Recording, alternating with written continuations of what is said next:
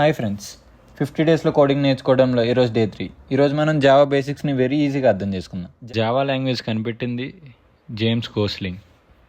Java అంటే ఒక popular programming language.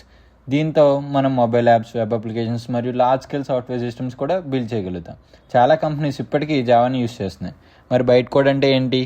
మనం జావాలో రాసిన కోడ్ అది డైరెక్ట్గా సిస్టమ్కి అర్థం కాదు, ఎందుకంటే సిస్టమ్స్ కోడ్ని 0s and 1s అర్థమవుతాయి. ఫస్ట్ జావా కంపైలర్ ఆ కోడ్ని బైట్ కోడ్ అనే ఒక ఇంటర్మీడియట్ కోడ్కి కన్వర్ట్ చేస్తుంది. ఇది మిషన్ లాంగ్వేజ్ కాదు, కానీ అందరికీ కామన్గా ఉంటుంది. ఇక్కడే రియల్ మ్యాజిక్ స్టార్ట్ అవుద్ది.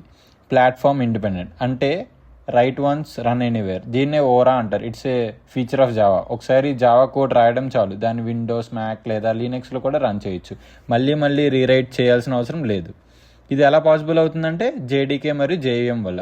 జేడీకే అంటే జావా డెవలప్మెంట్ కిట్. ఇది కంప్లీట్ ప్యాకేజ్లో ఉంటుంది. కోడ్ రాయడానికి, కంపైల్ చేయడానికి, రన్ చేయడానికి కావాల్సిన టూల్స్ అన్నీ ఇందులో ఉంటాయి.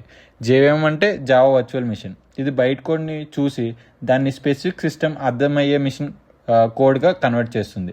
కాబట్టి మనం కోడ్ ఎక్కడైనా రన్ అవుతుంది. సింపుల్గా చెప్పాలంటే జావా కోడ్ మనం రాస్తాం, అది కంపైల్ అవుద్ది, బైట్ కోడ్ జనరేట్ అవుద్ది, జేవిఎం ఉంటుంది, జేవిఎం అవుట్పుట్ ఇస్తుంది. నెక్స్ట్ వీడియోలో మనం జేపీఏ మరియు హైబర్నెట్ గురించి రియల్ టైంలో ఎలా యూస్ చేస్తారో చూద్దాం.